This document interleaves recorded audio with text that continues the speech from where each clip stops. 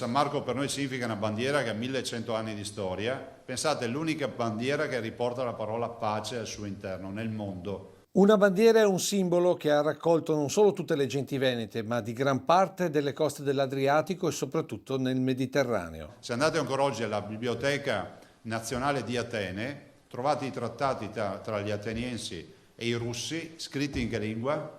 La diplomazia mediterranea in Veneto. Così ha ricordato oggi il presidente Zaia la festa di San Marco, patrono di Venezia e del Veneto. E Leone Alato è anche il legame che dal 1339 ha legato la Marca Trevigiana alla Repubblica Serenissima.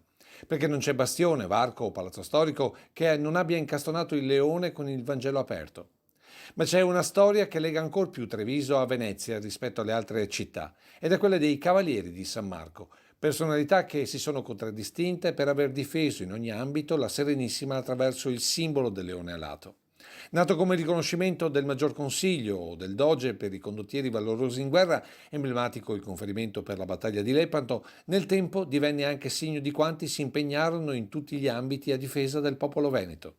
Particolare la croce del cavalierato insignito dal Doge a Benedetto Querini per aver salvato numerose vite durante il flagello della peste e della carestia nell'isola di Candia, oggi Creta, tra il 1590 e il 1592. Ecco perché il cavalierato è diventato quello che chiameremo oggi di protezione civile, riprendendo quella pax presente nel suo simbolo. E perché nel 1769 il Doge conferì in perpetuo il titolo di Cavalieri di San Marco ai canonici della cattedrale di Treviso. Sacerdoti che dagli albori della cristianità, tra Sile e Piave, curano il cuore della diocesi trevigiana, gli stessi che in questi giorni di solitudine forzata concelebrano con il vescovo Tomasi.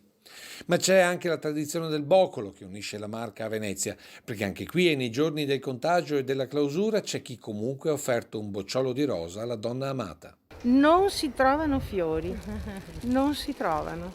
Mio marito li ha trovati. È un bel segnale d'amore, no? Certo. Io l'ho sempre comperato a mia moglie, qualsiasi cosa possa succedere il boccolo ci deve essere.